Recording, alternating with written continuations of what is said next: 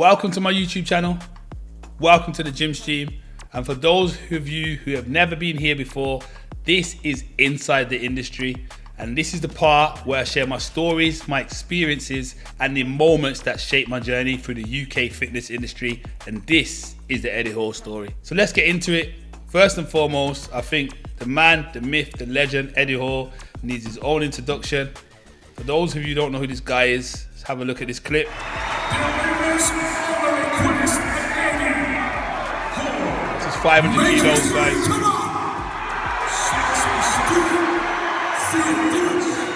To break a world record. Absolute savage.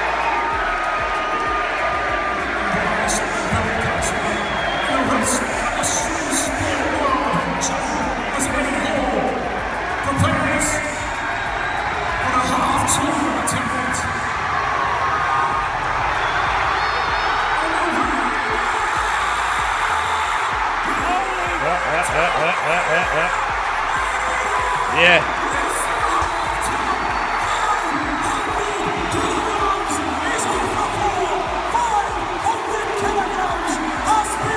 Absolute savage. Wasn't in the best way after, but obviously it's 500 kilos. This had never been done before. Pushed his body to the ultimate extreme limit, and that is Eddie Hall. So I'm going to go into the story of how I managed to get a collaboration with Eddie Hall, share a little bit of the video and share a bit of my experience.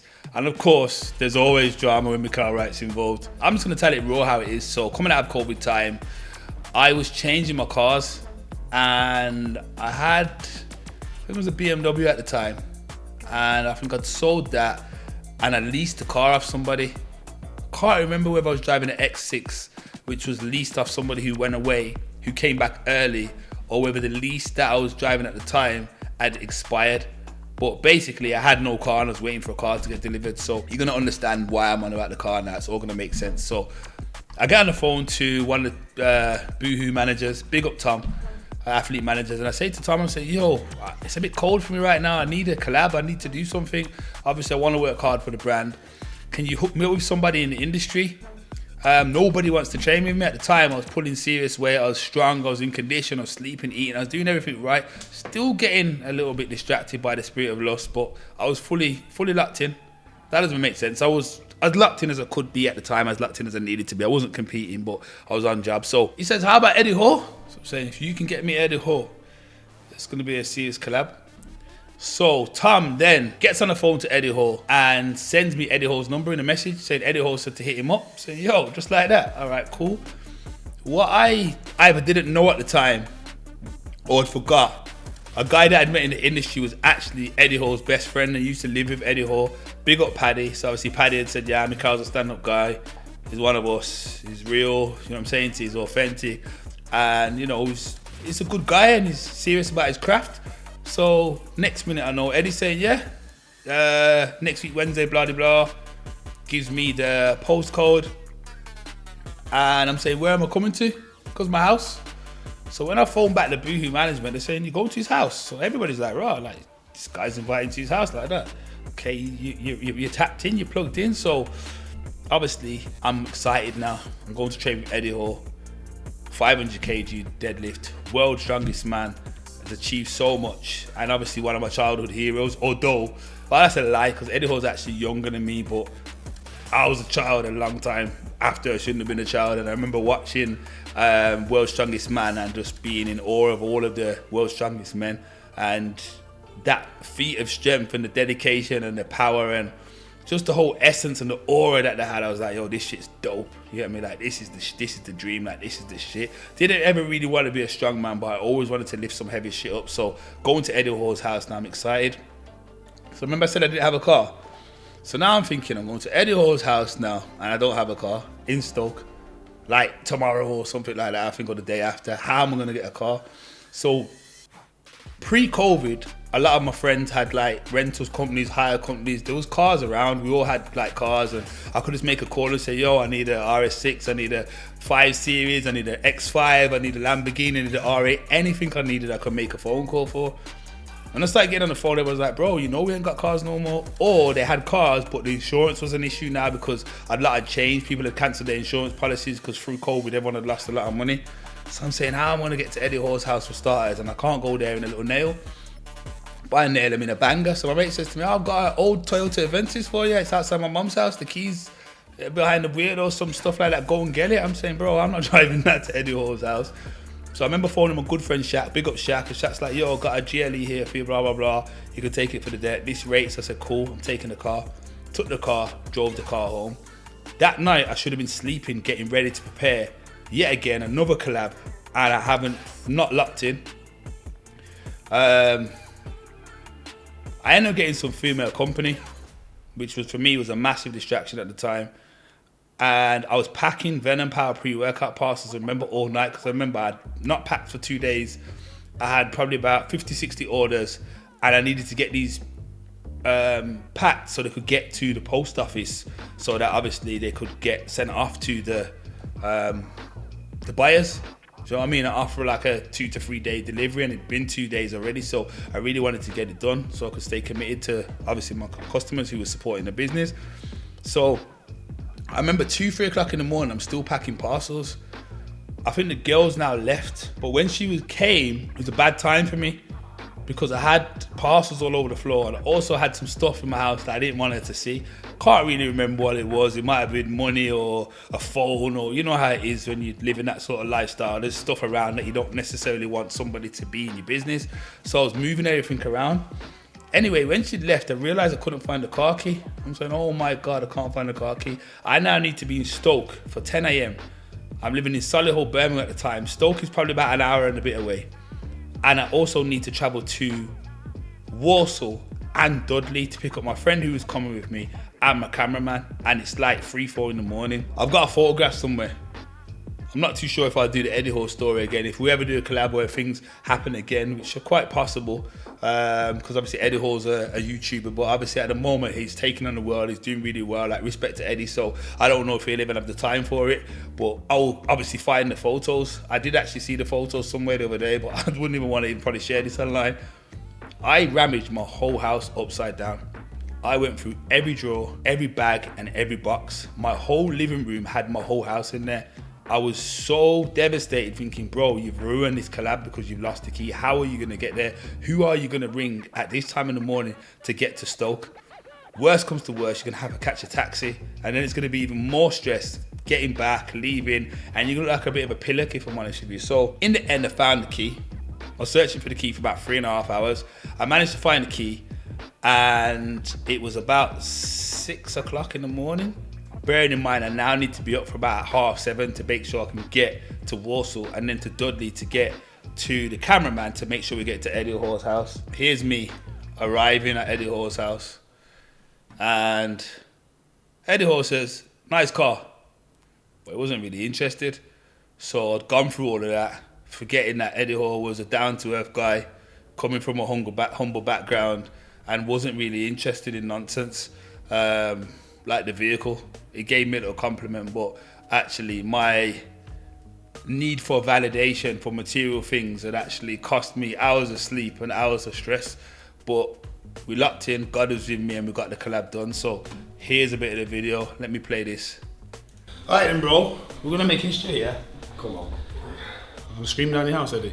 Go for it, man. Sure? Yeah. I make a lot of noise. I get a lot of criticism for making noise. Fine, a lot, mate. Oh, why'd you scream? Why'd you bark? I said, get under what I'm fucking undoing. You might try and bark yourself. Come on then, bro. Let's go! Let's go! Let's go! Let's go! So guys, so this is on the way to Eddie's. Let's talk about the saga. That's what I'm doing. 9:15 in the morning, and we're on the way to train with Mr. Eddie Hall. You don't know who Eddie Hall is, and you're into lifting or fitness. I washed my hands, by the way. I had sanitizer. Eddie's basically the king, really, when it comes to deadlifts. Clip that I showed earlier. Yeah, I'm excited, man. It's not a joke. It's absolutely not a joke. I've done 6 months. I've got another, I think it's 10 months. So the time Eddie Hall. The thing is, with the boxing, you've got to find that balance between. Some of you might remember he was training to fight for Strength and speed and agility. And I find if you do like a 3-hour weight session, your boxing just goes to shit. So I have to like cap it at like 1.5 to 2 hours, keep the weight somewhat about probably 70% of my max, and then obviously that's such a nice guy boxing, though. So it's where I am now, I can do pretty much everything. I can run, jump, blah blah blah. So welcoming, like I feel good. It was a good day. When you see the numbers start to decline, it's a bit like. Yeah. So I'll probably just get through this period, get some content while I'm leaning, and just throw the weights. I don't know what this. I was going to a Jamaican barber at the time. Well, most of my barbers are Jamaican, but this one was actually from Jamaica. And to this day, I don't understand what he was doing with my beard and moustache, but I was just running with it anyway. But looking back now, that's absolutely crazy. back on sound. Well, that's the way to do it. Right. Well, we've got the bar here, mate. So I think we'll get cracking. Yeah. Let's go.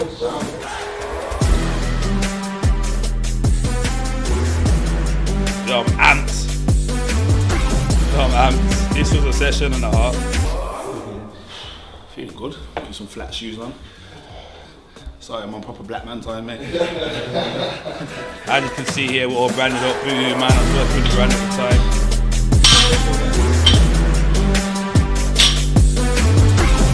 So one of the best pieces of advice I can give you is you treat your arms like hooks. Yeah. So you want to just literally Treat your arms like hooks. That's the Stoke accent. relax everything. Yeah, man. All you want to tense is your thumb. That's it. So you lock them out and just tense your thumb onto that forefinger, and everything else tenses naturally. What I say is, stance is up to you, but I always say the middle of your foot, so heel to toe. It's usually about So like you can watch this video on my YouTube channel. It's called Eddie Hall Teaches Me How to Deadlift. I'm not going to sit here and bore you with the video, although you might find it very interesting. But I do want to say big up to Eddie. Anybody who gives you any knowledge in the fitness industry, you have to take your hat off to them. In life, you'll meet a lot of gatekeepers. You'll meet a lot of people who have little bits of knowledge that they don't want to teach you to help you out. And this is why so many people don't ever reach their full potential, just from little small things that could have actually changed their life. People withhold and decide not to teach them because they don't want to see them do better. So you know what? I'm not going to talk about Eddie Hall's personal life and what he's been through. Some of you may know, the situation that he's had with grief. But when I look at Eddie Hall here, it's like I can see how happy he was. And obviously now, I can see he's back in that sort of, he's fighting, he's back in that fight mode. And it's amazing how Eddie says in the video that he used fitness as a void. And I can see in this video, he looks so joyous, and is that even a word, or joyful, and just looks so happy and so calm. And now when you see him, he's back amped. And I just feel like Eddie's somebody who's a role model to me, because he's always used fitness to kind of fight his demons and obviously channel that negative energy, which not a lot of people manage to do. Even myself, when I was going through a lot of stuff, I found it very, very difficult to stay training, and obviously my whole world kind of fell apart because I was basically projecting how I felt. And yeah, big up Eddie for staying locked in, and you'll see what he's got going on now. If you're following him, you'll know that basically he's one hell of a man.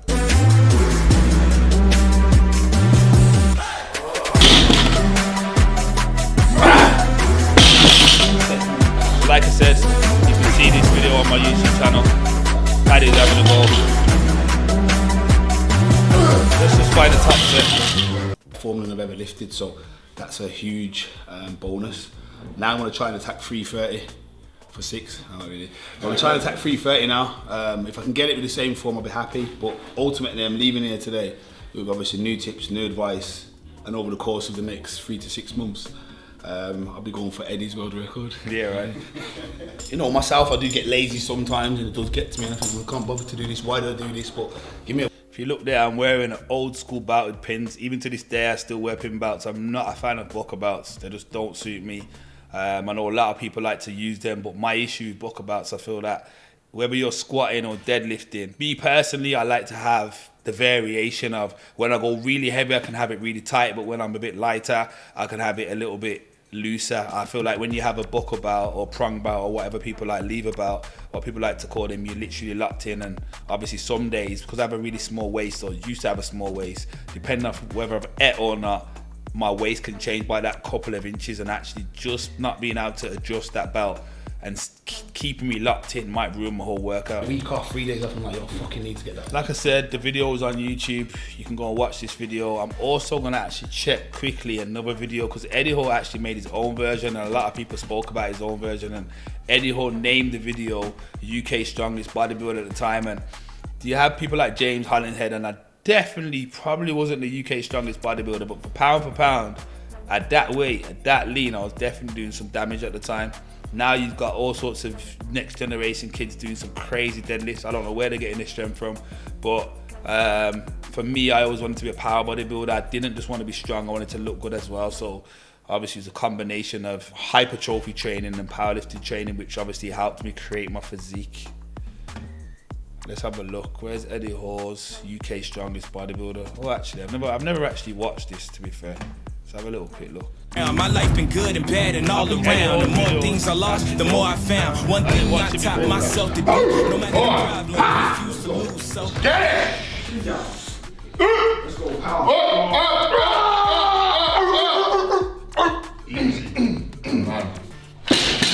That deadlift was shocking as well, just all back. Like lifting 330 with all back, there was pretty much no legs involved there. I've got a lot better with using my legs as levers, but I do have very, very long legs. I'm 6'2", and I'd say I'm basically all legs in a very, very short torso. So getting into the deadlift position is not the easiest. But once I start pulling and once the bar starts moving, you know, obviously I do have or have had a very, very strong upper back and traps, which has enabled me to move the bar. I'm just gonna go back to this, because this is very, very important, people, and I'm not gonna sleep on this. So 281 weeks ago, this is when I shared a picture with Eddie Hall. This is 2020, 17th of December. So actually that's what was going on. A lot was going on around this time. I think I was getting ready for Christmas as well. So my house probably had other presents and stuff all over the place. The thing that I probably didn't want the girl to see was probably a gift or something. I don't know. But the point I'm trying to make about this picture is, this picture got 3,900 likes, 113 comments, sorry. And a lot of people will block you from collabing with them because they'll know that they'll help build your page and they'll help grow your following. Eddie Hall also posted me and I got about 2,000, 3,000 followers. A lot of people who have collaborated in the past, they purposely don't want to share your post because they don't want you to grow. Looking back here, I was in amazing condition. I think I had really, really bad imposter syndrome at the time. I didn't really realize how good I was and always wanted to get better. Now I've got a slight chest hair, so obviously my physique will never be as balanced, but I do plan to basically do the best I can with it. And if I'm honest with you, my chest hair, you can't really see that much. And if I kind of train smartly and build my upper delts, my upper chest and my front delts, and that I should be able to balance it out. But yeah, again, I should have found Eddie Hall's picture, but I didn't. But big up Eddie Hall for teaching me how to deadlift properly.